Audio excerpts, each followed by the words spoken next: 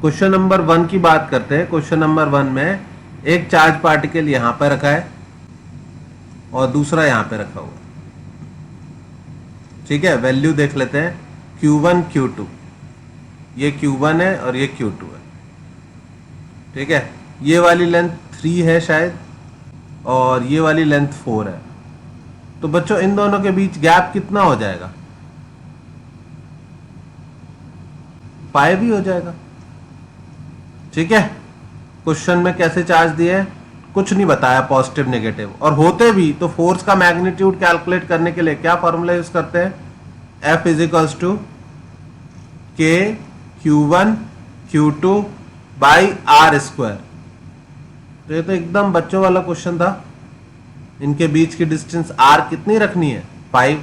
Answer हो जाएगा के Q1 Q2 बाई 5 स्क्वायर। कौन सा ऑप्शन आया?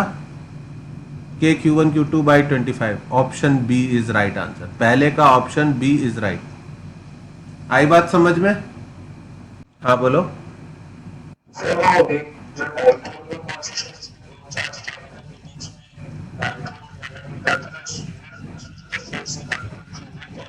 वो तो एक पॉजिटिव एक negative equal and opposite charges होने चाहिए।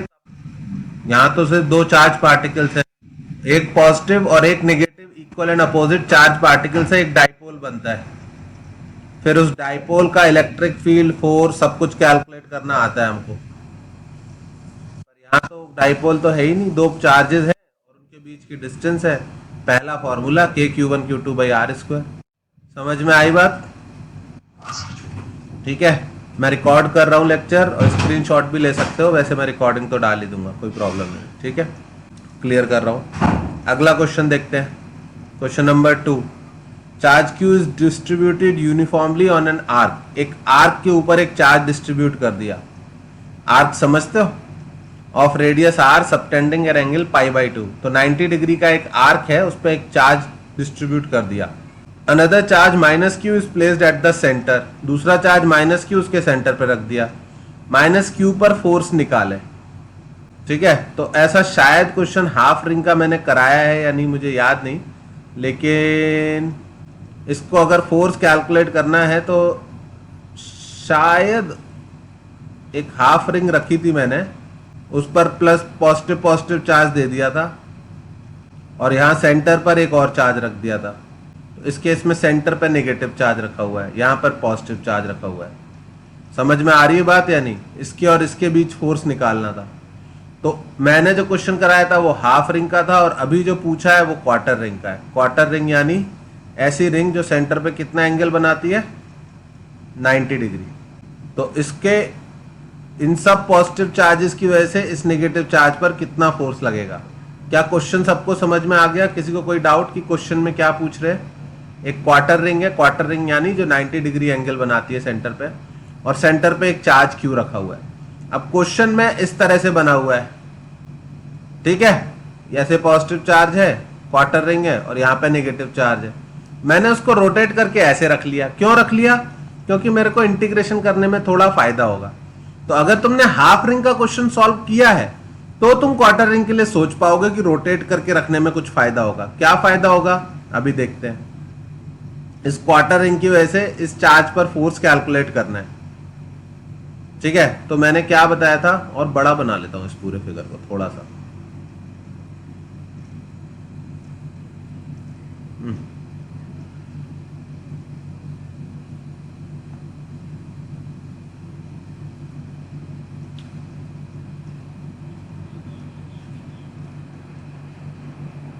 हाँ, इस क्वार्टर रिंग पर पूरे पे पॉजिटिव चार्ज फैला हुआ है। हम इन सब की वजह से फोर्स नहीं लिख सकते, हमें किसी एक की वजह से लिखना आता है। तो उनमें से किसी एक को पकड़ा, उस एक को क्या बोल देंगे बच्चों? DQ। और उस DQ चार्ज की वजह से यहाँ पे जो -Q चार्ज है उस पर फोर्स की वैल्यू लिखी। तो DF की वैल्यू आएगी के Q1 Q2 by R square. भाई ये रिंग है तो रेडियस r है, तो सभी चार्ज पार्टिकल की डिस्टेंस तो r ही होगी, और ये एंगल मान लिया थीटा। क्या यहां तक किसी को कोई दिक्कत है? इस पॉइंट चार्ज का इस पॉइंट चार्ज पर फोर्स लिखा मैंने, मुझे रिंग की वजह से चार्ज फोर्स लिखना नहीं आता, पर दो पॉइंट चार्जेस के बीच तो फोर्स लिखना आता है ना। तो इधर इस पूरी रिंग का एक छोटा सा पोर्शन ले लिया पॉइंट चार्ज, और इस पॉइंट चार्ज पर फोर्स लिख लिया डीएफ की वैल्यू के Q1 Q2 by R square. अगर ये एंगल थीटा है तो ये जो छोटा सा चार्ज है इसका एंगल डी थीटा होगा, और इस पर चार्ज कितना होगा, total charge is equal to total charge divide by total length. Total length बच्चों आर की होती है R into pi by two into length of this small portion जो कि होता है आर डी थीटा। तुमको जिस भी स्टेप में दिक्कत हो वहीं के वहीं पूछ लेना, ये कैसे आया तो ये पूछ लेना, ये कैसे आया तो ये पूछ लेना, जो पूछोगे वो बता दूंगा। ओके, डी क्यू की वैल्यू आई टोटल चार्ज। सिंपल है, कोई भी आर को अगर एक छोटा सा पोर्शन लेते हैं, कितना है डी थीटा, उसकी लेंथ जो आती है डीएल वो हमेशा आर डी थीटा आती है। क्यों आती है, क्योंकि angle is defined as length of arc upon radius, तो लेंथ ऑफ आर्क हो जाती है रेडियस इंटू एंगल। आई बात समझ में? ठीक है, तो ये कंसेप्ट से धीरे धीरे याद होंगे, यूज करते करते, ऐसे रट के नहीं बैठने का। पर हाँ, तो हमने फोर्स लिख दिया इसकी वजह से।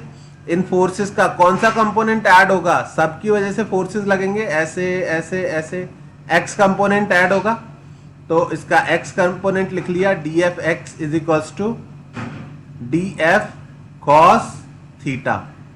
डी एफ कितना है के, डी क्यू कितना है Q D theta upon pi by two into Q upon R square, और साथ में क्या आया कॉस थीटा। बच्चों जो कुछ भी बोर्ड पे लिखा है बस वैल्यू सब्स्टिट्यूट की है, तुम खुद से कर सकते हो, आर से आर काट के इसको सब्स्टिट्यूट कर सकते हो। बहुत एक्सप्लेन नहीं करूंगा, तुम्हारे पास रिकॉर्डेड वीडियो है, दोबारा ट्राई करना, दोबारा में हो जाएगा।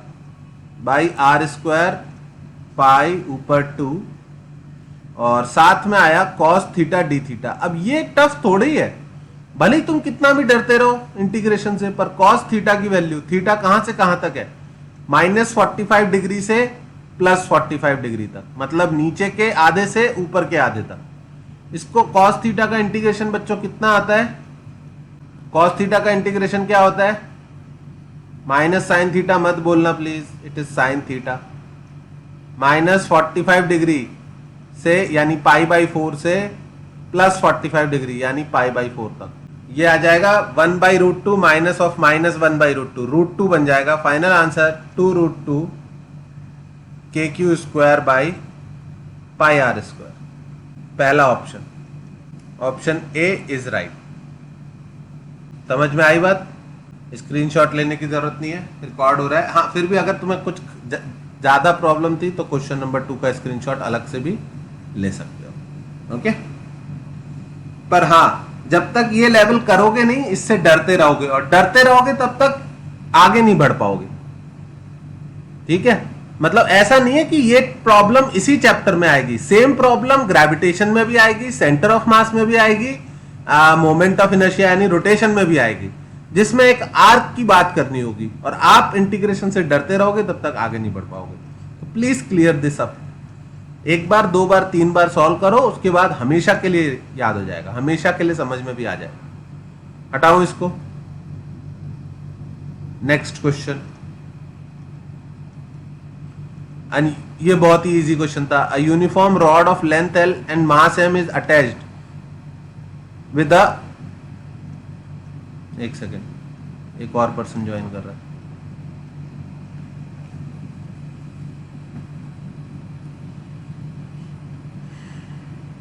नैनी आवाज आ रही है मेरी?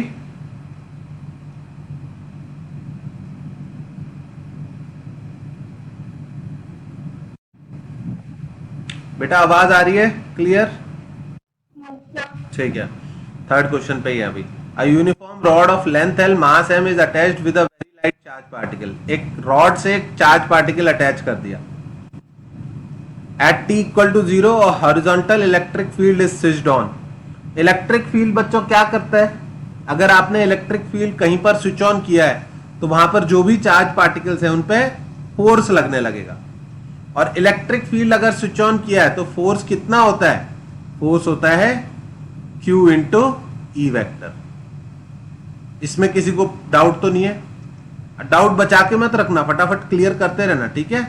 इलेक्ट्रिक फील्ड की स्ट्रेंथ होती है फोर्स अप्लाइड पर unit charge by the field. तो इलेक्ट्रिक फील्ड का फोर्स कितना होता है? Charge into electric field. तो आपने एक रॉड से एक चार्ज बांध के,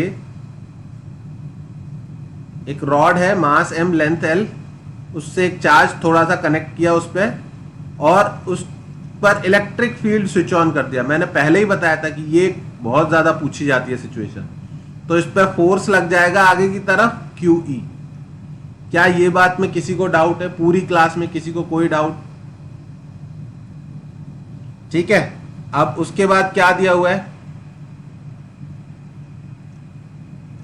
find the value of E, electric field की वैल्यू निकालो so that rod remains in equilibrium making 60 degree with the vertical. मतलब ये रॉड 60 डिग्री पर टिक जाए, 60 डिग्री पर ये रॉड टिक जाए। तो इस बार चार्ज का कोई मास नहीं गिवन है, तो चार्ज को हमें कैसा लेना पड़ेगा? मासलेस। कुछ भी चार्ज के बारे में मास गिवन नहीं है, पर रॉड का मास गिवन है। रॉड पे नीचे किधर लगेगा? mg। चूंकि रॉड यहां से यहां तक इतनी बड़ी है, रॉड का ही मास गिवन है ना, एक बार क्लियर कर लो। हाँ, uniform rod of length l mass m is attached with a very light charge particle. तो चार्ज को मासलेस लिया और रॉड का mg। अब एक तो ये फोर्स आगे लग रहा है और एक ये फोर्स नीचे लग रहा है, और इन दोनों के बावजूद ये रॉड ना तो इधर रोटेट हो रही है ना नीचे रोटेट हो रही है। इसका मतलब रॉड इक्विलिब्रियम में है। आपने लास्ट ईयर पढ़ा था 10th क्लास, नहीं 11th क्लास में, कि if something is in equilibrium तो उस पर net force as well as net torque क्या होना चाहिए? 0। बच्चों, रॉड इस पॉइंट के अबाउट हिंज्ड है। अगर यहां हिंज्ड है तो इसके अबाउट दो फोर्सेस टॉर्क लगा रहे हैं। ये mg, रिदम आप बताना, ये जो mg है ये इस हिंज के अबाउट रॉड को कैसे रोटेट करना चाह रहा है? क्लॉकवाइज या एंटी क्लॉकवाइज? बहुत बढ़िया, क्लॉकवाइज रोटेट करना चाह रहा है। ठीक है, mg का ये वाला परपेंडिकुलर कंपोनेंट में इस लेंथ से मल्टीप्लाई कर देंगे। टॉर्क होता है फोर्स का perpendicular component into length from the distance from the axis. समझ में आई बात? तो mg नीचे की तरफ है, ये एंगल 60 डिग्री है, तो ये हो जाएगा 30 डिग्री, या ये 60 है तो ये mg cos 60, mg sin 60। तो mg sin 60 इंटू कितना डिस्टेंस है सेंटर से? l/2। ये mg का टॉर्क हो गया क्लॉकवाइज। और राहुल आप बताओ कि ये जो फोर्स है एक्सटर्नल फोर्स, ये इस रॉड को किस डायरेक्शन में रोटेट करना चाह रहा है? Anticlockwise. तो torque clockwise is equals to torque anticlockwise. ऐसे भी लिख सकते हैं अच्छे से समझाने के लिए कि जब कोई चीज इक्विलिब्रियम में है तो उस पर टॉर्क जो है क्लॉकवाइज डायरेक्शन का और टॉर्क जो है एंटी क्लॉकवाइज डायरेक्शन का, वो मैग्नीट्यूड में सेम होना चाहिए। तो मैग्नीट्यूड सेम कर देते हैं, इज इक्वल्स टू, ये भी फोर्स ऐसा है, इसका परपेंडिकुलर, और टॉर्क कितना होता है? Perpendicular force into distance. तो परपेंडिकुलर फोर्स, परपेंडिकुलर होगा ये 60 है, ये 30 हुआ, ये वापस से 60 हुआ। इसका आया QE cos 60 इंटू L। खूब ध्यान से देख लो, किसी भी स्टेप में तुमको दिक्कत है तो you have to ask me right now, क्योंकि टाइम निकलता जा रहा है। अब किसी एक दिन आप नहीं सीखोगे ये चीजें। किसी भी 1% भी स्टेप में प्रॉब्लम है तो you have to ask, sir ये क्यों लिया, ये क्यों किया, ये एंगल कैसे आया। अब पुराने टॉपिक्स भी रिवाइज ऐसे ही होंगे। अब रोटेशन थोड़ी दोबारा पढ़ने थोड़े जाएंगे। एक क्वेश्चन आ गया और टॉर्क याद आ गया होगा तुम लोगों को। नैनी क्वेश्चन समझ में आया? ओके, ठीक है। अच्छा या बुरा फील करने के लिए नहीं पढ़ा रहा हूं, इसलिए पढ़ा रहा हूं कि अब तुमको 11th भी रिवाइज करनी पड़ेगी कि सर आपने रोटेशन का क्वेश्चन डाल दिया, हमको तो आता नहीं था। तो कोई बात नहीं, ऐसे ही तो सीखोगे। मार्क्स में सिर्फ तुमको ही बताऊंगा जिसके जितने आए हैं, कोई डिस्क्लोज नहीं करूंगा। बस ये ध्यान रखो कि कल से तुमको ये पेपर पूरा आना चाहिए। आज नहीं आता था तो चलेगा। √3 mg ये कट जाएगा bye 2q।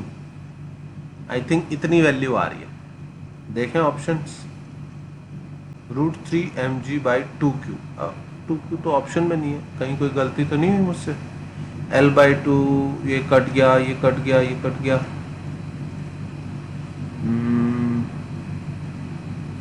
QE cos 60। Distance भी ठीक है, √3 भी ठीक है।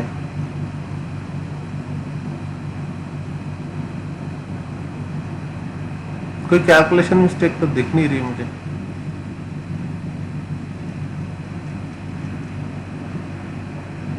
√3 mg by 2q 2q with the vertical ही लिया है हमने एंगल। यस,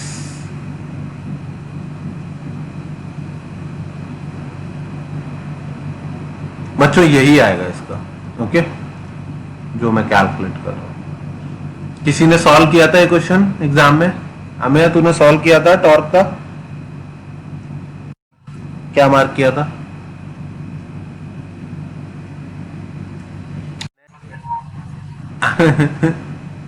अरे आया था तेरा ये आंसर। कल सॉल्यूशन भी भेजे हैं ना सबने, ये इसीलिए। अच्छा, सॉल्यूशन भेजा है ना तूने? ठीक है ठीक है, चलो मैं आगे आगे बढ़ता रहता हूँ। ठीक है, रुकेंगे नहीं क्वेश्चन पे, वरना फिर टाइम वेस्ट हो जाएगा। 1.5 घंटे में 25 क्वेश्चन एक्सप्लेन करने में टाइम लगता है। ठीक है, 4th नहीं है, 5th क्वेश्चन है उसके बाद। ये इंपॉर्टेंट क्वेश्चन है क्योंकि क्वेश्चन की कोई औकात नहीं है लेकिन कंफ्यूजिंग है, और इस तरह के क्वेश्चन नीट के लिए एकदम से इंपॉर्टेंट हो जाते हैं। A circular loop of radius A carries a total charge q। बच्चों एक सर्कुलर लूप है, उसकी रेडियस है a और उस पर टोटल चार्ज है q।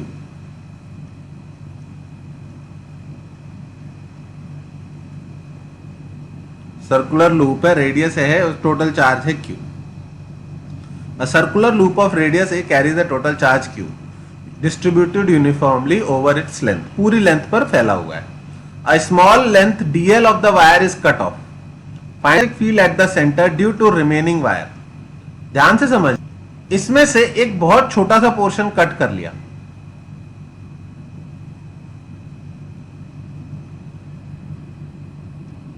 यहां पर एक बहुत छोटा सा पोर्शन कट कर लिया। ठीक है, यहां पर इसमें कट मार दिया, बाकी का चार्ज अभी भी है, पर यहां से कितना लेंथ कट कर दिया? dl लेंथ कट कर दिया। तो यानी अब इस पर जो बचे हुए पर चार्ज है वो कितना है? q minus dq। आपने कौन सा चार्ज रिमूव कर दिया? dl dq चार्ज था वो रिमूव कर दिया। यहां तक किसी को कोई डाउट? अब मुझे यह बताओ कि अगर रिमूव नहीं करते तो सेंटर पर कितना इलेक्ट्रिक फील्ड होता? कौन बताएगा? आकाश बताओ आप, अगर आकाश डुअल क्लासेस अटेंड नहीं कर रहे तो।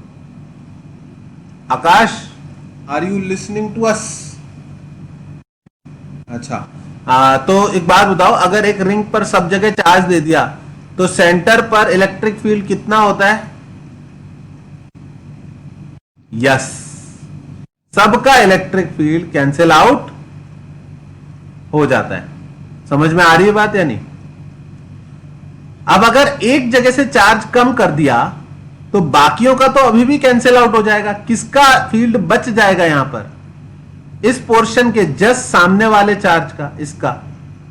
समझ में आ रही है बात या नहीं? इस dq का फील्ड अभी भी होगा, बाकी सबका अभी भी कैंसिल आउट हो जाएगा। क्या ये बात समझ में आई बच्चों? तो यहां पर जो इलेक्ट्रिक फील्ड होगा वो किसका होगा? जो आपने पोर्शन कट किया है उसके जस्ट सामने वाले पोर्शन का इलेक्ट्रिक फील्ड होगा। क्या ये बात समझ में आई? पक्का? ओह माय गॉड, डिलीट कर दिया मैंने, सॉरी, कोई बात नहीं। ये रहा अपना सर्कल और अच्छा बना लिया, ठीक है।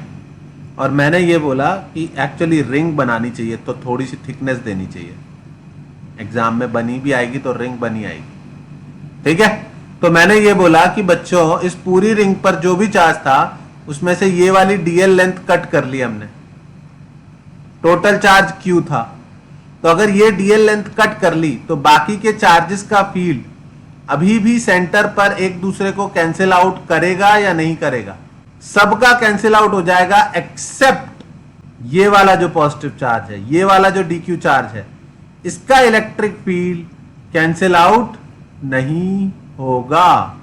तो इसकी वजह से सेंटर पर इलेक्ट्रिक फील्ड कितना होगा? नैनी पॉइंट चार्ज का इलेक्ट्रिक फील्ड कितना होता है? आर डिस्टेंस फ्रॉम इट के क्यू बाई आर स्क्वायर। तो बस के क्यू की जगह अपने को किसका इलेक्ट्रिक फील्ड लिखना है? के D Q by R square. R distance पे मतलब सेंटर पे ही लिखना है, इससे आर डिस्टेंस पर ही लिखना है। समझ में आई बात? डी क्यू की वैल्यू निकालना एकदम मतलब लिख लो, टैटू बना लो हाथ पे। डी क्यू की वैल्यू कितनी होगी? Total charge divide by total length into DL length. Circle की टोटल लेंथ कितनी होती है? 2 पाई आर इंटू डीएल। इसको उठा के यहां सब्स्टिट्यूट करो और आंसर आ जाएगा, ठीक है। ऑप्शन देखें, ये कौन सा क्वेश्चन था? Question number 5, question number 5। I think option C आ गया अपना।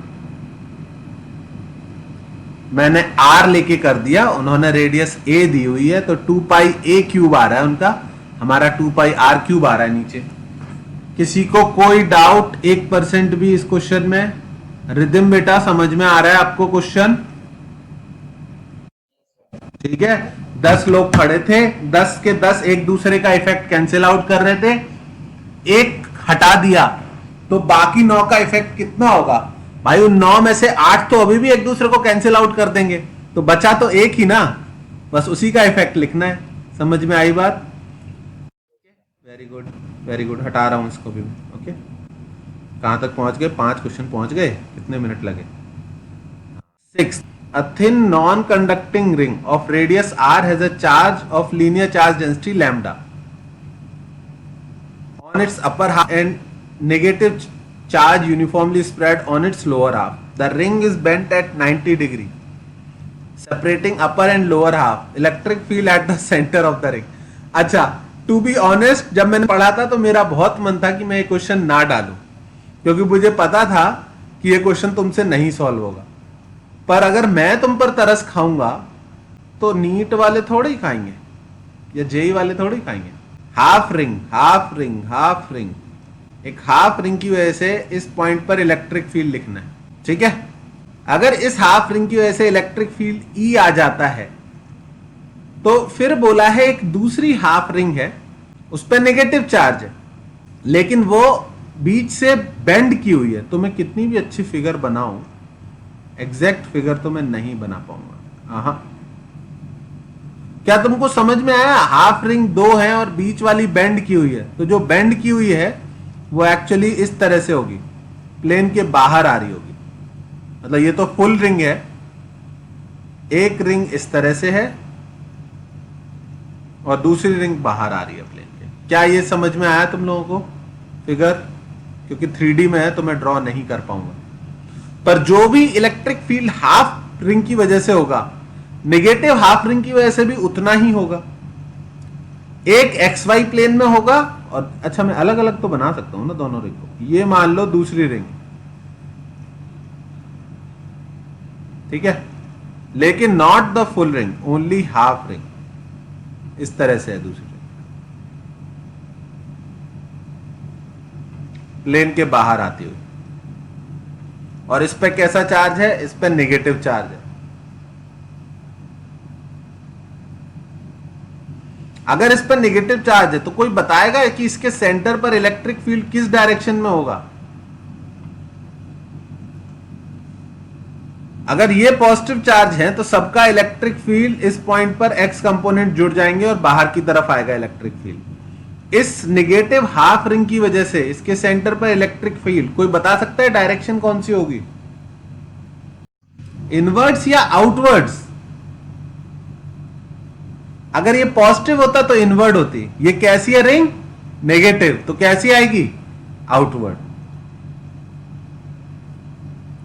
ठीक है, फिर से बनाता हूं जब तक तुमको क्लियर नहीं हो जाता, मुझे कहीं जाने की जल्दी नहीं है। ये होती है पूरी रिंग, ठीक है, इसके सेंटर पर फील्ड 0 होता है। इसी पूरी रिंग को मैं ऐसे भी ड्रॉ कर सकता हूं, इसके भी सेंटर पर फील्ड 0 होगा। ठीक है, अगर पूरे पे पॉजिटिव चार्ज है तो। अब अगर मैं ये वाले साइड हटा देता हूं तो सबका राइट वाला कंपोनेंट कैंसिल होने से बच जाएगा और इलेक्ट्रिक फील्ड इस डायरेक्शन में आ जाएगा। अब ऐसे ही बच्चों इस वाली रिंग के लिए सोचो, अगर अंदर वाले साइड का पोर्शन हटा दिया हाफ, तो बाहर वाले की वजह से जो इलेक्ट्रिक फील्ड होगा वो किस तरफ होगा, गोइंग इनटू द प्लेन होगा या नहीं होगा? कौन सी लाइन है ये, गोइंग इनटू द प्लेन, अंदर की तरफ। क्या ये समझ में आया? रिदिम, नैनी, राहुल, आकाश, अमेय, पक्का? ये हाफ रिंग है। देखो इसकी ड्राइंग बनाना थोड़ा मुश्किल है पेन से, इससे, ठीक है, तो अंदर की तरफ है, यही इसकी जगह निगेटिव डाल देते तो बाहर की तरफ आ जाता। माई पॉइंट इज कि एक का इलेक्ट्रिक फील्ड एक्स डायरेक्शन में है और दूसरे का जेड डायरेक्शन में है, तो कैंसिल आउट नहीं होंगे। कितना हो जाएगा, एक हो जाएगा ई आई कैप, दूसरा हो जाएगा ई के कैप, और नेट इलेक्ट्रिक फील्ड इन दोनों का रिजल्टेंट आ जाएगा √2, नेट इलेक्ट्रिक फील्ड हो जाएगा √2। ये चीज समझना बड़ा इंपॉर्टेंट है। वैसे तो 2D में ही आते हैं क्वेश्चन, पर कभी कभी 3D में पूछ लिया जाता है, तो उस केस में आपको अगर 2D का फॉर्मूला पता भी है तब भी आप आंसर तभी मार्क करोगे जब आपको 3D की समझ है। नैनी ये चीज समझ में आई?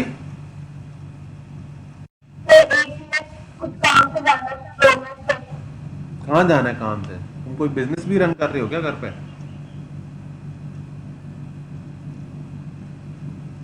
आकाश देखो आ गया समझ में? हाँ बोलो।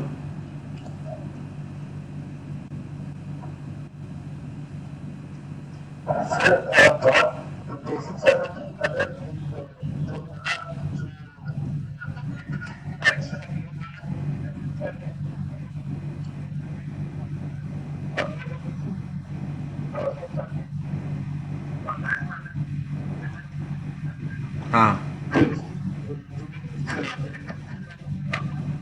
हाँ हाँ हाँ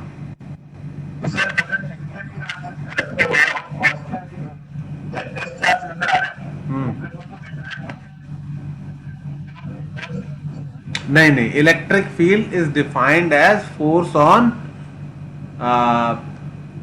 पॉजिटिव चार्ज ओनली। जैसे electric current is defined as rate of flow of positive charge, ऐसे ही electric field is defined as force per unit charge on a test charge, और टेस्ट चार्ज हमेशा प्लस डीक्यू लेते हैं, positive dq charge लेते हैं। Okay, तो it is defined that way, it is force per unit charge on a positive test charge. Okay, ठीक है। तो अब बात करते हैं कि electric field due to half ring कितना होता है। तो हाफ रिंग की वजह से इलेक्ट्रिक फील्ड कैसे निकालेंगे?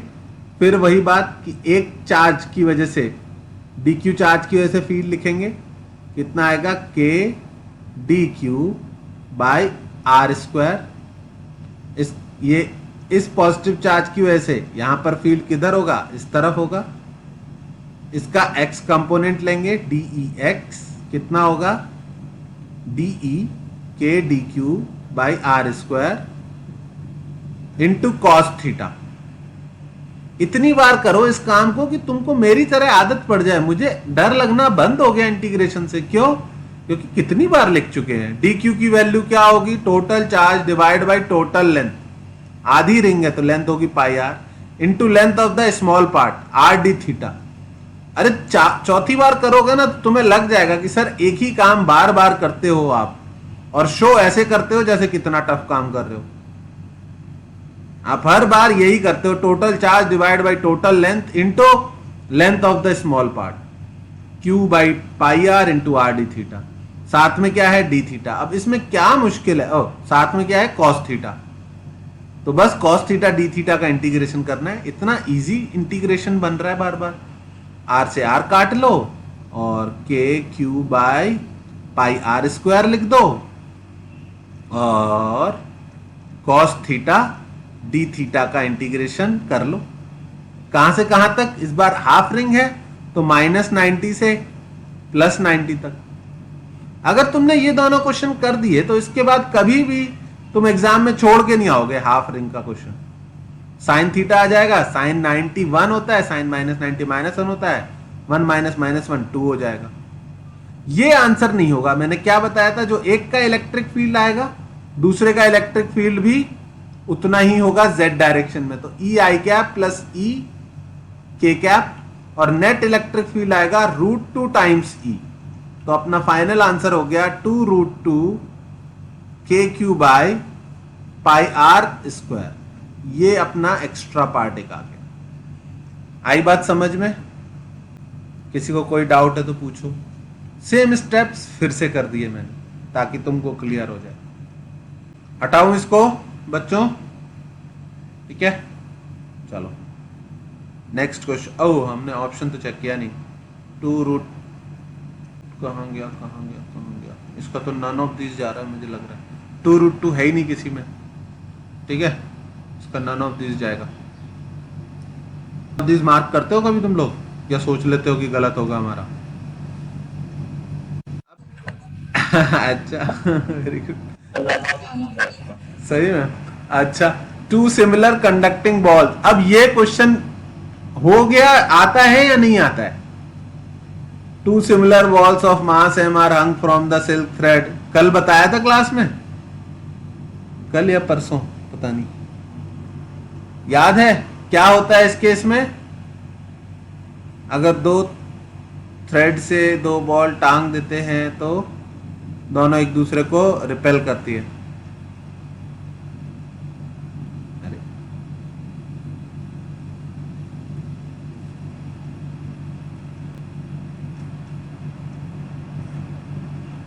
इस पर एक फोर्स इधर, एक फोर्स इधर, एक फोर्स इधर।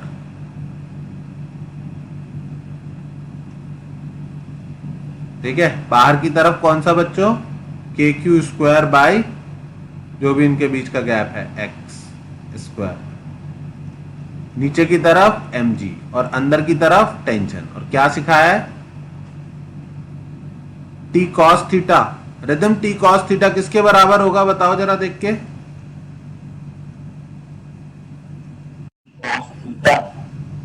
ये थीटा है तो ये थीटा होगा। t cos थीटा कौन सा कंपोनेंट होगा, लेफ्ट वाला या ऊपर वाला? क्यों? एडजेसेंट होता है ना cos थीटा बेस। तो ये हुआ t cos थीटा, ये हुआ t sin थीटा। अब t cos थीटा किसके बराबर है? mg के। और t sin थीटा किसके बराबर है? लेफ्ट का फोर्स किसके बराबर होगा? राइट वाले फोर्स के बराबर, K Q square by x square. और जब आप डिवाइड करोगे तो tan थीटा बराबर K Q square by M G X square. यहां तक तो एकदम रटी लो, 4 बार सॉल्व करके देख लो। इसके बाद tan थीटा की वैल्यू पुट करना बताई थी मैंने, कैसे पुट करेंगे? अगर थीटा स्मॉल है तो tan थीटा sin थीटा और tan थीटा और sin थीटा की वैल्यू लगभग इक्वल होती है अगर थीटा स्मॉल है तो अगर स्मॉल है तो sin थीटा की वैल्यू लिखना बहुत आसान है। क्यों? क्योंकि परपेंडिकुलर पता है x/2 और हाइपोटेनस गिवन है l। तो sin थीटा की वैल्यू आप लिख सकते हो x/2l। ये tan थीटा यहां पुट कर दो उठा के और x की वैल्यू निकाल।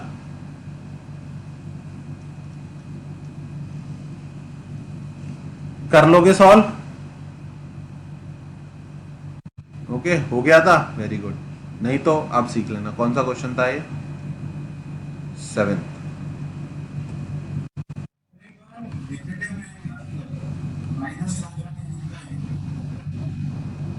बताऊंगा। पहले इसको कर लेना तो ठीक है। आई थिंक 1/3 पावर वाला आंसर होगा। ए डी आ रहा है, बी आएगा। ठीक है ठीक है ठीक है ठीक है, मैं आंसर की बना के भेज दूंगा तुमको। ठीक है, इसका question, charge Q is placed eight 2 opposite corners of a square. Square बनाओ। यहां पर चार्ज क्यू रखा हुआ है, यहां पर भी चार्ज क्यू रखा हुआ है। Charge small q is placed at the other 2 corners. दूसरे 2 कॉर्नर्स पे क्या रखा हुआ है? Small Q.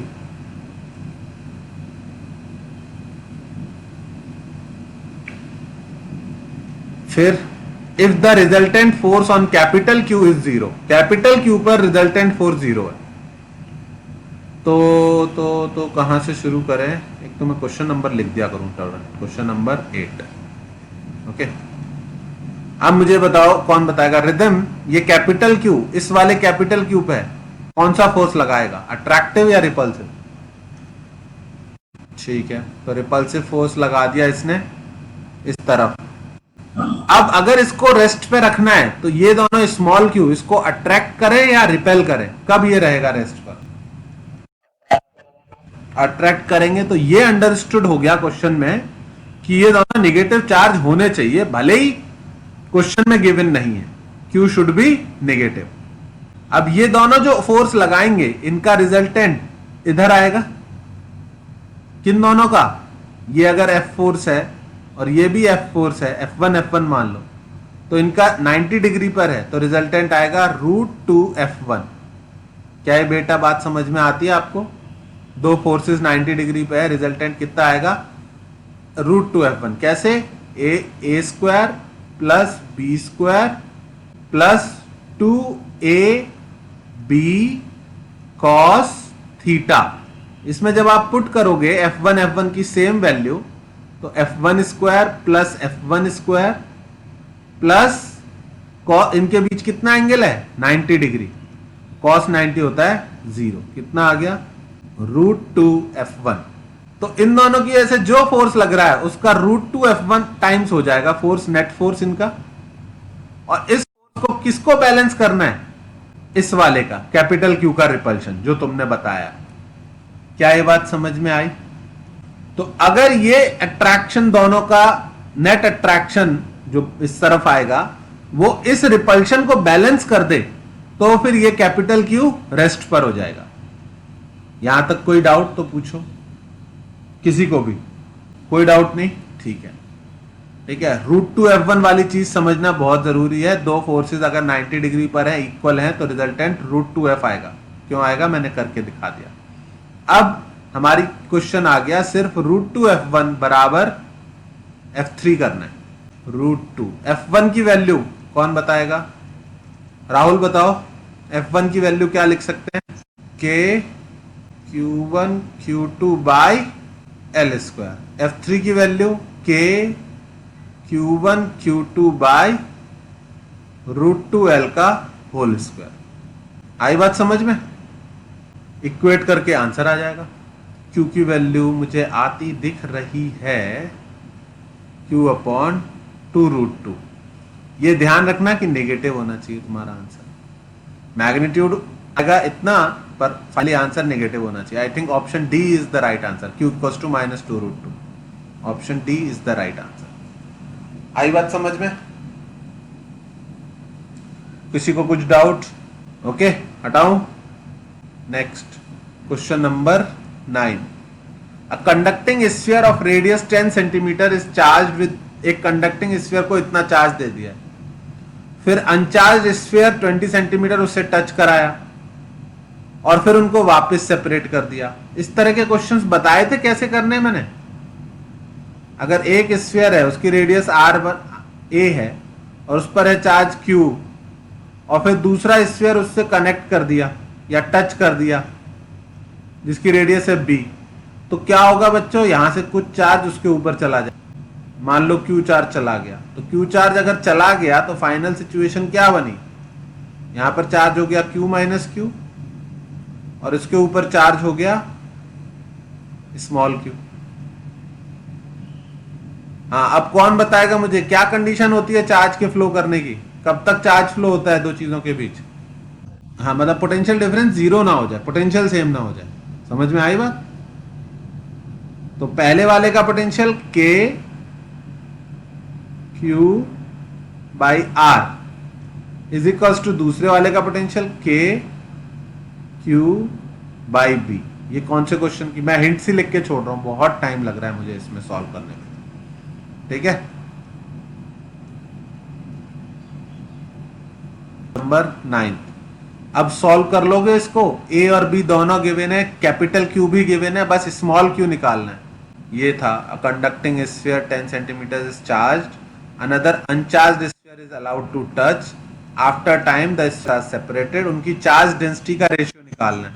तो अपना चार्ज आ जाएगा इस पे कितना बचेगा ये आ जाएगा, इस पे कितना चला जाएगा ये आ जाएगा। और चार्ज डेंसिटी क्या होती है, चार्ज अपॉन एरिया। किसी को कोई doubt? Okay. 5 vertices of a regular hexagon are occupied by 5 point charges. The value of each charge is plus q. Another point charge is placed at the center. What is the magnitude of force on the minus? अरे ये तो एकदम free का question आ गया, कैसे दे दिया मैंने ये, मुझे लगा तो मैंने हटा दिया। ये फ्री का क्वेश्चन कैसे आ गया? ये हेक्सागन है, रेगुलर हेक्सागन है, उस पर 5-6 चार्जेस, 6 है 5 है, एक सेकेंड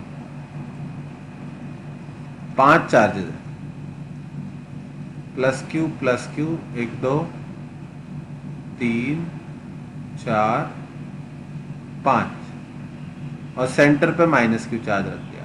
यार ये बिल्कुल वही रिंग वाले क्वेश्चन जैसा नहीं हो गया? रिदम, इस माइनस क्यू पर फोर्स निकालना है, क्या लगता है 5 फोर्सेस निकाल के उनको ऐड करना पड़ेगा या उससे कम मेहनत से काम हो जाएगा? ये इसको अट्रैक्ट करेगा, ये इसको उतने ही फोर्स से अट्रैक्ट कर लेगा, ये इधर करेगा, ये इसको उतने से अट्रैक्ट कर लेगा। इन चारों का तो कैंसिल आउट हो गया, बचा क्या, सिर्फ इन दोनों का फोर्स। समझ में आई बात?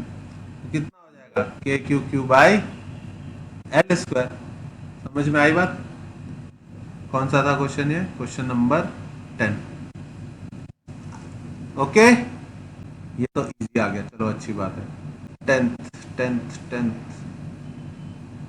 Charges 2q and minus Q are placed as shown. 2q और माइनस क्यू रख दिए।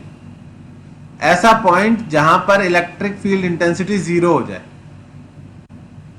एक माइनस क्यू चार्ज है और यहां पर एक 2q चार्ज है।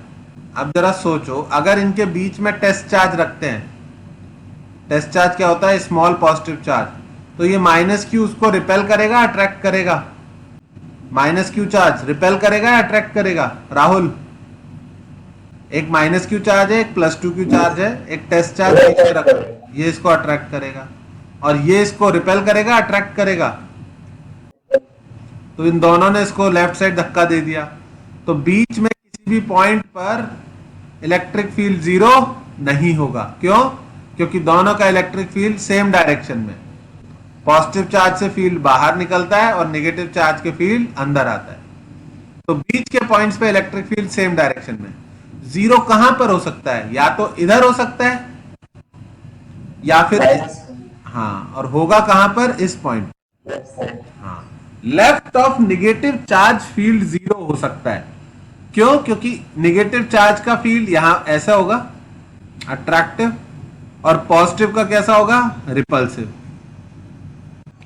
इस पॉइंट पे दोनों का फील्ड कैंसिल आउट हो सकता है, इस पॉइंट पे नहीं होगा कैंसिल आउट। क्यों? क्योंकि ये पॉजिटिव चार्ज है और ये पॉइंट इसके क्लोज है, तो इसका फील्ड यहां स्ट्रांग रहेगा। आ रही है बात समझ में या नहीं?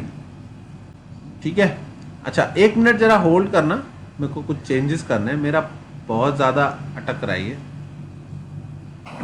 बार बार मिनिमाइज करना पड़ेगा, लेकिन एटलीस्ट ये दिखेगा अच्छा। और ये था अपना question number 11। Number 12, Midway between two charge particles, दो चार्ज पार्टिकल्स के मिड पॉइंट पर इलेक्ट्रिक फील्ड पूछा था। Question number 12, question number 12 I think मुझे बताने की जरूरत नहीं है। दो चार्ज पार्टिकल्स के मिड पॉइंट पर इलेक्ट्रिक फील्ड है और दोनों चार्ज पार्टिकल कैसे हैं? पॉजिटिव है, यानी कि यहां पर एक चार्ज पार्टिकल है Q1 और यहां पर एक चार्ज पार्टिकल है Q2 और दोनों पॉजिटिव है। तो इस पॉइंट पर इलेक्ट्रिक फील्ड मिड पॉइंट पर Q1 की वजह से इस तरफ होगा E1 और Q2 की वजह से इस तरफ होगा, और नेट इलेक्ट्रिक फील्ड क्या हो जाएगा? E1 माइनस E2 या E2 माइनस E1। तो आई थिंक क्वेश्चन नंबर 12 तो कर लिया होगा आपने। किसी को कुछ पूछना है इसमें? क्वेश्चन नंबर 12 में हो गया होगा आई थिंक सबसे, इसमें बताने की कोई जरूरत नहीं है। Question number 13, oscillating charge particle, एक पेंडुलम सबने पढ़ा था लास्ट ईयर, सिंपल पेंडुलम का टाइम पीरियड का फॉर्मूला याद है किसी को? हाँ, नहीं याद है सिंपल पेंडुलम का time period? Pendulum L length का, M मास का अगर टंगा हुआ है तो ये ऐसे ऑसिलेट करता है, इसका टाइम पीरियड क्या होता है? 2 pi under root L by g. ठीक है, अब सुनो, अगर नॉर्मल है सब कुछ तो ये सही है, और अगर आपने कुछ भी mg के साथ छेड़खानी करी, मतलब इसको लिफ्ट में लेके ऊपर ले गए या नीचे ले गए या इलेक्ट्रिक फील्ड स्विच ऑन कर दिया, इलेक्ट्रिक फील्ड स्विच ऑन करने से क्या फर्क पड़ेगा? बोला है इस पर पॉजिटिव चार्ज है और ऊपर की तरफ इलेक्ट्रिक फील्ड स्विच ऑन कर दिया, तो अब नीचे फोर्स लग रहा है mg और ऊपर लगने लग गया कौन सा? QE। तो इस रस्सी में टेंशन कम हो जाएगी। बच्चों इस चीज को बहुत ही इंपॉर्टेंट कंसेप्ट है, ध्यान रखना कि टेंशन अब कितनी हो जाएगी? नीचे फोर्स लग रहा है mg और ऊपर लग रहा है QE, टेंशन अब कम हो जाएगी। अगर तुम पर सडनली ऊपर की तरफ एक फोर्स लगने लग जाए तो तुम्हारा जूतों से लगने वाला नॉर्मल रिएक्शन कम हो जाएगा या नहीं? रिदम ये चीज समझ में आती है कि अगर कोई चीज हवा में टंगी हुई है रस्सी से और उस पर सडनली एक ऊपर की तरफ फोर्स लगने लग जाए QE, तो रस्सी में टेंशन कम हो जाएगी। तो जैसे ही आपको टेंशन की वैल्यू मिले, आप इसको लिख सकते हो M इंटू जी इफेक्टिव के बराबर। जी इफेक्टिव आ जाएगा G minus QE by M। G effective calculate करना बहुत इंपॉर्टेंट है, बहुत सारे क्वेश्चंस में यह कंसेप्ट लगता है। जी इफेक्टिव की value G minus QE by M आई, वैसे ही आपका टाइम पीरियड चेंज हो गया और टाइम पीरियड हो गया 2 pi under root L by g effective. आई बात समझ में? आपने ग्रेविटी अगर किसी भी तरीके से कम करी या ग्रेविटी की फील कम करी, इफेक्टिव ग्रेविटी कम करी, तो टाइम पीरियड बढ़ जाएगा, आराम से धीरे धीरे अब पेंडुलम ऑसिलेट करेगा। कंसेप्ट आया समझ में? अगर जी इफेक्टिव कम करे, जी इफेक्टिव कम करने का और कोई तरीका पता है किसी को? एक तो अपवर्ड डायरेक्शन में आपने एक्स्ट्रा फोर्स लगा दिया, और कोई तरीका पता है जिसमें जी इफेक्टिव कम हो जाता हो? अगर लिफ्ट के अंदर पेंडुलम टंगा है और लिफ्ट नीचे जा रही है, उस केस में जी इफेक्टिव G माइनस ए हो जाता है। याद आया? पढ़ा होगा आपने लास्ट क्लास में, लास्ट ईयर। अगर लिफ्ट नीचे जा रही है ए एक्सलेशन से तो जी इफेक्टिव G माइनस ए हो जाता है। अगर लिफ्ट ऊपर जा रही है तो G प्लस ए हो जाता है। Is that clear? चलो अभी बहुत ज्यादा उसमें नहीं जाता है, लेकिन हाँ, जी इफेक्टिव डिपेंड करता है एक्सटर्नल फैक्टर्स पर। उसके बाद ये क्या है? A particle of mass m charge q starts moving in a electric field. Electric field, find the distance charge by the particle till it comes to rest. अच्छा, electric field यहां पर E naught minus A X दिया है, ई naught minus ए, मैं बता के question ही छोड़ देते हैं।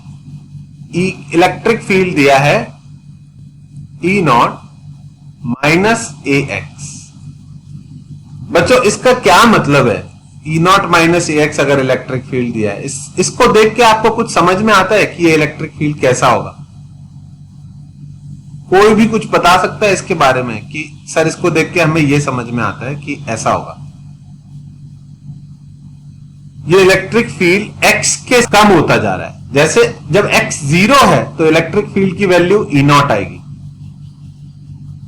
x की वैल्यू जाओगे इलेक्ट्रिक फील्ड की वैल्यू घटती जाएगी, यानी कि ये इलेक्ट्रिक फील्ड इस तरह का।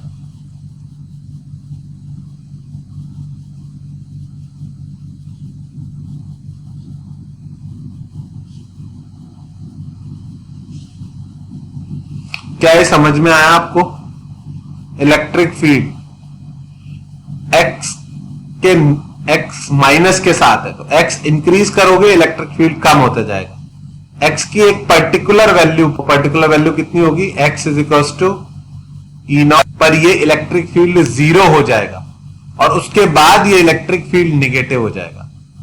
क्या ये इस बात सबको समझ में आई या नहीं है? तुमने लाइन की इक्वेशन लास्ट क्लास में पढ़ी है, 10th में, last to 6 minus 2x।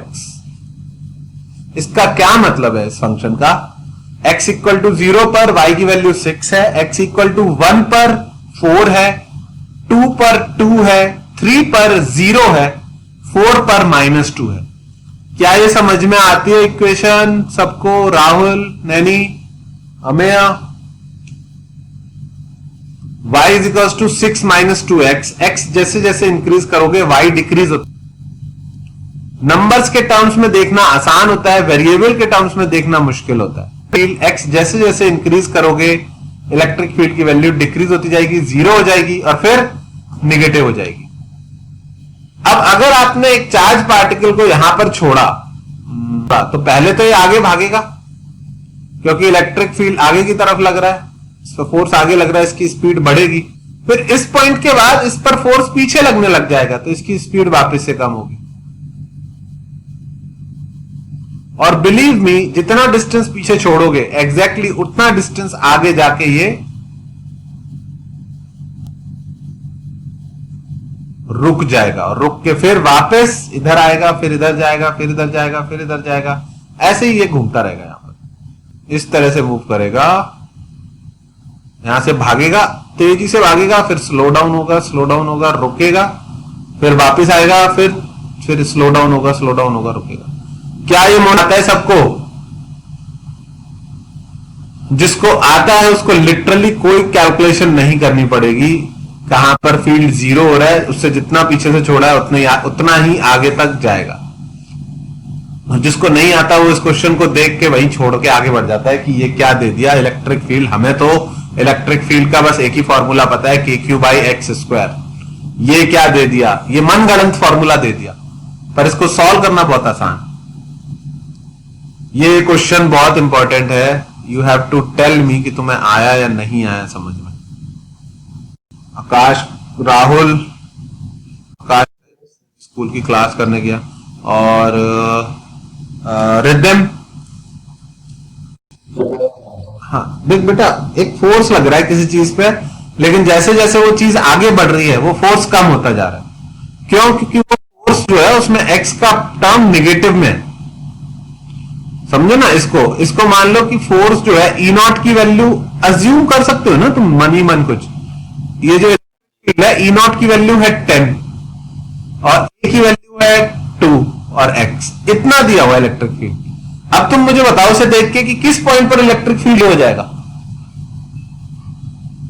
x की किस वैल्यू पर इलेक्ट्रिक फील्ड 0 हो जाएगा?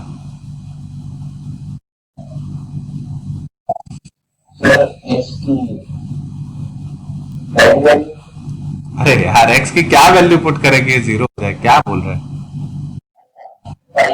हाँ है ना, x इक्वल टू 5 पर फील्ड 0 हो जाएगा। तो अगर तूने इसको x इक्वल टू 0 पे चार्ज को छोड़ा तो 5 पे आगे फोर्स लगेगा, उसके बाद इस पे फोर्स पीछे लगने लग जाएगा। तो अगर तूने 0 पे छोड़ा तो ये कहां तक जाएगा, x इक्वल टू 10 तक जाएगा। समझ में आई बात? अब वो ये जो इसको तरीके से फोर्स का एक्सेलरेशन निकाल के करने चला गया ना, उसकी बैंड लॉजिक से ये ऐसे ही हो जाते हैं इस तरह के क्वेश्चन। ये अभी तक आया नहीं है नीट में, इसलिए बहुत इंपॉर्टेंट है, मेंस में भी नहीं आया है, बहुत इंपॉर्टेंट क्वेश्चन, ठीक है। पर ये पुराना क्वेश्चन है, पर अभी तक पूछा नहीं गया किसी का। तो बिग क्या 13th क्वेश्चन, एक चार्ज पार्टिकल है, उसका मास m है, चार्ज q है, उसको रेस्ट पे छोड़ा इलेक्ट्रिक फील्ड में। The kinetic energy it attains after moving a distance y, ठीक है। यूनिफॉर्म इलेक्ट्रिक फील्ड है, उसमें एक चार्ज पार्टिकल को छोड़ दिया। यूनिफॉर्म इलेक्ट्रिक फील्ड में अगर चार्ज पार्टिकल को छोड़ेंगे तो क्या होगा, यूनिफॉर्म इलेक्ट्रिक फील्ड है, सब जगह इलेक्ट्रिक फील्ड। अब ये कैसा इलेक्ट्रिक फील्ड आ गया, यूनिफॉर्म। अभी कैसा देख रहे थे हम, डिक्रीजिंग। इसमें अगर एक चार्ज पार्टिकल को छोड़ दिया तो वो क्या करेगा, रेस्ट पे रहेगा, भागेगा, कांस्टेंट वेलोसिटी से दौड़ेगा, एक्सेलरेट करेगा। Naini, are you with us? Naini connected है?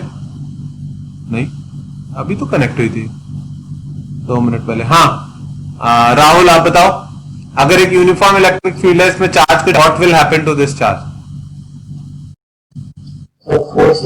फोर्स लगेगा। कितना फोर्स लगेगा, QE। बहुत, F is equal to QE लग गया। अब इसकी वजह से क्या तुम इसका एक्सेलरेशन निकाल सकते हो? अगर कोई बोले एक्सेलरेशन कितना होगा, कितना आएगा एक्सेलरेशन होगा? हाँ हमें बोल, कुछ पूछना चाह रहा है? F/m कितना हो गया, QE/m। अब एक्सेलरेशन मिल गया और किसी ने पूछा x डिस्टेंस चलने के बाद या y डिस्टेंस चलने के बाद इसकी वेलोसिटी बताइए, यही पूछा है ना। The kinetic energy it attains after moving a distance y। हाँ तो वेलोसिटी निकाल लेंगे तो काइनेटिक एनर्जी भी निकल जाएगी। तो y डिस्टेंस मूव करने के बाद इसकी वेलोसिटी कैसे निकालोगे, u रेस्ट से छोड़ा है, u पता है, a पता है, s पता है। एक इक्वेशन होती थी v² is equal to u² plus 2as, याद है? v² is equal two plus 2a कितना है, QE/m, s कितना है, y। v मिल गया और m और 2 को उधर ले जाओगे तो हाफ mv² भी मिल जाएगा, सीधे सीधे QE इंटू y। उसको दूसरे कंसेप्ट से भी निकाल सकते थे, net work done equals to change in kinetic energy. Work done होता है फोर्स इंटू डिस्प्लेसमेंट। फोर्स हो गया QE, डिस्प्लेसमेंट हो गया y, और चेंज इन काइनेटिक एनर्जी हो गया हाफ mv²। ऐसे देख लो या ऐसे देख लो, ये काइनेमेटिक्स से सॉल्व किया, ये वर्क एनर्जी थ्योरम से सॉल्व किया। रिदम समझ में आया? ठीक है।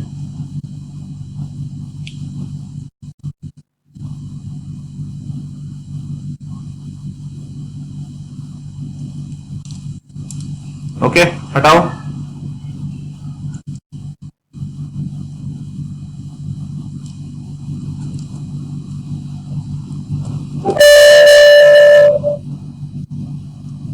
Question number 16। Q charge is given a displacement in an electric field. The work done is। अब ये एकदम ही इजी क्वेश्चन, ये इसका डिस्प्लेसमेंट दिया है, ये इसका इलेक्ट्रिक फील्ड दिया है, चार्ज Q दिया है। तो टेक्निकली फोर्स गिवन है और डिस्प्लेसमेंट गिवन है। फोर्स और डिस्प्लेसमेंट अगर दोनों गिवन है तो वर्क डन का क्या फॉर्मूला होगा, work done is equal to F.S, जो अभी अभी लिखा था। फोर्स हो जाएगा Q into E vector dot S. ये भी गिवन है, ये भी गिवन है, कर लोगे क्वेश्चन ये। अब अभी से इस लास्ट ईयर आ गए कई सारे क्वेश्चन। अगर तू किसी भी चैप्टर को उठा के देखेगा तो हर चैप्टर के लगभग 20-20 क्वेश्चन आए हैं 3 शिफ्ट में। तो फिर वो नहीं, वो उतना ध्यान नहीं दे पाते कि हर बार टफ क्वेश्चन ही पूछ रहे, टफ ही पूछ रहे। तो कभी कभी ऐसा होता है कि एकदम सिंपल क्वेश्चन आ गया और लोग कंफ्यूज हो जाते हैं, सोचते हैं अरे इतना सिंपल आंसर नहीं होगा, और कुछ और ही करने लग जाते हैं। ओके कभी कभी सिंपल चीजें भी पूछी जाती है, जबरदस्ती। मेरी तो आदत थी कि अगर क्वेश्चन एक बार में सॉल्व हो गया तो फिर मैं सोचने लग जाता था उसमें कि अरे कुछ। Hollow charge sphere of radius R has surface charge density sigma, the variation of electric field with distance x from the centre of the sphere. Hollow charge sphere के लिए इलेक्ट्रिक फील्ड याद है कैसा होता था? हाँ, नंबर डी, अंदर electric field भी होता था, अंदर इलेक्ट्रिक फील्ड नहीं होता था। हॉलो स्फीयर के लिए कि जब इसको चार्ज देते हैं तो सारा का सारा चार्ज सरफेस पे रहता है, अंदर कोई इलेक्ट्रिक फील्ड नहीं होता, जो भी फील्ड होता है वो सरफेस से बाहर की तरफ ही होता है। ठीक है, तो इलेक्ट्रिक फील्ड का अगर ग्राफ बनाने को बोल दिया जाए तो अंदर के पॉइंट्स पे इलेक्ट्रिक फील्ड डॉटेड लाइन बनाएंगे यानी जीरो बनाएंगे, और बाहर डिक्रीजिंग इलेक्ट्रिक फील्ड होता है। क्या लगा तेरे को? कौन सी डॉटेड लाइन? कहां जीरो कहां है, डॉटेड कहां दिख रही है? कोई बात नहीं, ठीक है। 18th question, the variation of electric field between two charge particles along the line joining the charges, electric field इन दोनों चार्ज पार्टिकल्स के बीच में कैसे होगा? ठीक है, ये थोड़ा सा इंपॉर्टेंट है क्योंकि ये भी नहीं बताया मैंने डायरेक्ट क्वेश्चन, ये अभी तक पूछा नहीं गया है, तो it becomes very very important. अगर सिर्फ एक चार्ज पार्टिकल होता बच्चों, एक पॉजिटिव, तो इसकी वजह से इलेक्ट्रिक फील्ड बच्चों डायरेक्शन का मत सोचना, सिर्फ एक्स एक्सिस पर चलना है। अगर एक्स एक्सिस पर चलना है सिर्फ, तो यहां पर इलेक्ट्रिक फील्ड बहुत स्ट्रांग होता, फिर आगे जाते तो इलेक्ट्रिक फील्ड वीक होता जाता। ये बात समझ में आती है? पीछे जाते तो पीछे की तरफ यहां पर इलेक्ट्रिक फील्ड बहुत स्ट्रांग होता, फिर वीक होता जाता। तो इसको आप ग्राफ पे कैसे ड्रॉ करोगे? इलेक्ट्रिक फील्ड आप इस तरह से बनाओगे, आगे का इलेक्ट्रिक फील्ड, आगे की डायरेक्शन इलेक्ट्रिक फील्ड हम पॉजिटिव ड्रॉ करेंगे तो एक्सिस पे ऊपर की तरफ, और पीछे की डायरेक्शन में नेगेटिव ड्रॉ करेंगे तो नीचे की तरफ। आ रही है बात समझ में या नहीं? तो ये इलेक्ट्रिक फील्ड होता है एक सिंगल चार्ज की वजह से, पर अभी सिंगल चार्ज नहीं है, अभी दो चार्ज है, तो दूसरा चार्ज यहां पे रखा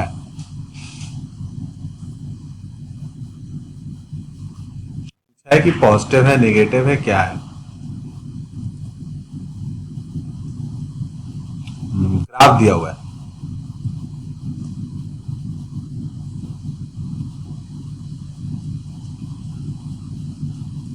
इस तरह से ग्राफ, ठीक है। जीरो जो है वो इस वाले के पास में, तो पहले तो ये समझो कि इन दोनों के बीच में फील्ड जीरो हो रहा है, यानी मिड पॉइंट पर या इस बीच वाले पॉइंट पर इन दोनों का फील्ड अपोजिट डायरेक्शन में होना चाहिए। होना चाहिए या नहीं होना चाहिए? ये बात समझ में आती है? तो ये दोनों चार्ज पार्टिकल सेम होंगे या अलग अलग टाइप के होंगे? आई थिंक ये दोनों चार्ज पार्टिकल्स सेम टाइप के होंगे, तभी बीच के पॉइंट पर इलेक्ट्रिक फील्ड इनका जीरो हो पाएगा। Is that absolutely clear to everyone? ठीक है। जिस पॉइंट पर फील्ड जीरो हो रहा है वो किसके पास में है? Q1 के पास में। उसमें एग्जाम वाली फिगर में और क्लियर है कि ये पॉइंट Q1 के पास में, तो Q1 Q2 में कौन बड़ा होगा? Q2 बड़ा होगा, ये भी बात सही है, ओके। और Q1 Q2 में Q2 बड़ा होगा।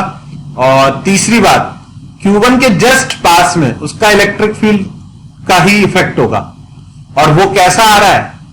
पॉजिटिव, यानी इलेक्ट्रिक फील्ड किस तरफ है? इस तरफ। तो ये एक पॉजिटिव चार्ज है, ये भी पॉजिटिव चार्ज है। Q2 के जस्ट पीछे इलेक्ट्रिक फील्ड अगर ये पॉजिटिव है तो कैसा होगा? ऐसा होगा, पीछे की तरफ होगा, और इस पर निगेटिव आ रहा है, तो इसका मतलब ये दोनों पॉजिटिव चार्ज है और Q2 जो है वो बड़ा चार्ज। आई बात समझ में या नहीं?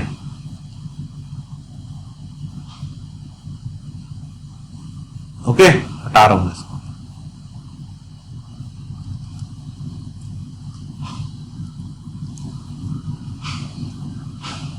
two identical conducting charge plates are placed very close to each other. इन दोनों के बीच पोटेंशियल डिफरेंस निकालना है. बहुत बेसिक क्वेश्चन है. मैंने आप लोगों को सिखाया था कि चार्ज डिस्ट्रीब्यूशन कैसे करना होता है. सिखाया था. अगर प्लेट्स रखी हुई है इस तरह से,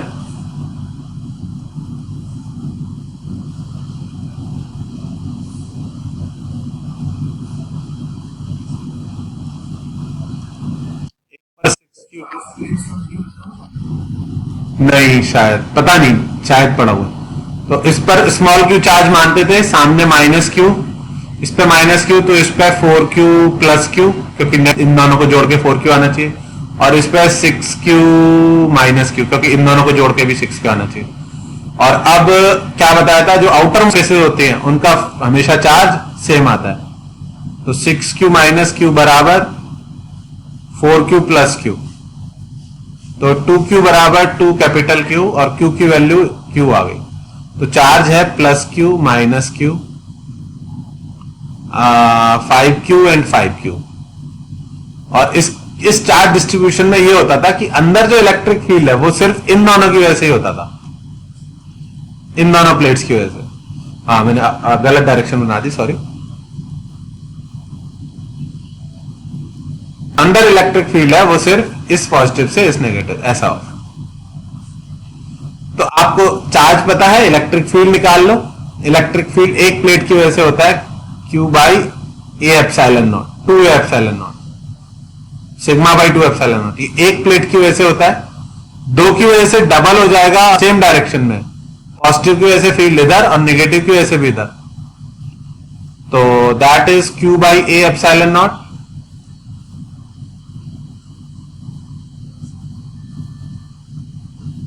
ये आ गया electric field between capacitor plates जो होता था, Q by A epsilon not.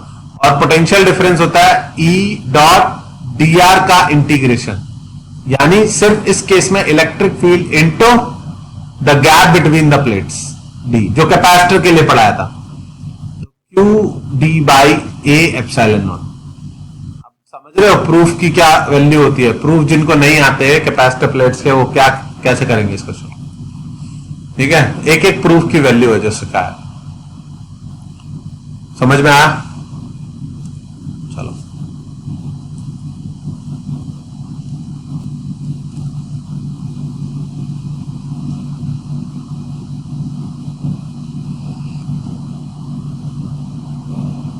in the above problem, if P1 and P2 are connected by thin wire, then amount of heat produced is. तो अगर आप इन दोनों को कनेक्ट कर दोगे एक थिन वायर से, तो चार्ज, चूंकि आइडेंटिकल प्लेट्स हैं, तो चार्ज जब तक इक्वल नहीं हो जाता इन पे डिस्ट्रीब्यूट होगा. और इक्वल अगर डिस्ट्रीब्यूट होगा तो हमें क्या करना पड़ेगा, दोनों पे 5q चार्ज हो जाएगा. मैं थोड़ा सा ऊपर कर, जब तक चार्ज इक्वल नहीं हो जाता इधर से इधर चार्ज फ्लो करेगा. ठीक है, और जब आप पाओगे कि जब फ्लो करेगा तो दोनों पर अगर चार्ज सेम हो गया तो पता है कैसी सिचुएशन बनेगी.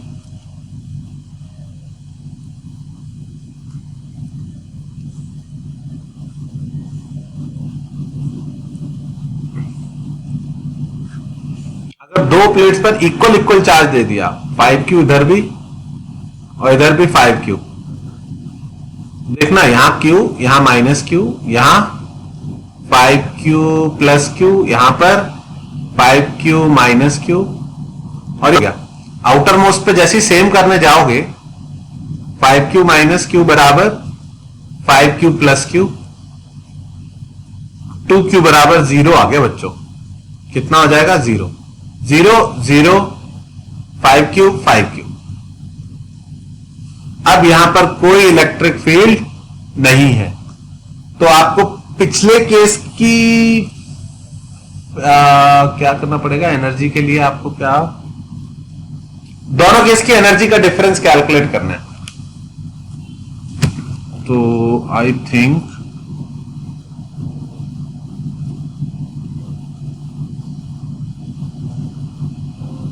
हमने इलेक्ट्रिक फील्ड पिछले केस में निकाला था, अभी मैंने इनकी प्लेट्स के बीच. इलेक्ट्रिक फील्ड डेंसिटी का फॉर्मूला लगाना पड़ेगा. Electric field density I think मैंने नहीं बताई, मैं भूल गया या पता नहीं कैसे। इलेक्ट्रिक फील्ड डेंसिटी, बच्चों ऐसा कुछ फॉर्मूला बताया मैंने, half epsilon not E square. Rahul तू अटेंड कर रहा है तब से सारी क्लासेस।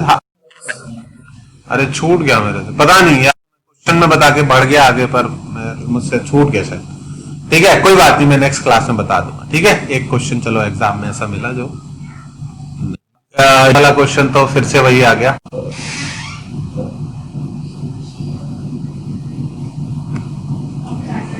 नॉट रिस्पॉन्डिंग हो गया, नॉट रिस्पॉन्डिंग हो गया भाई, ये तो इसको सॉल्व करने में देर लगेगी अब मुझे।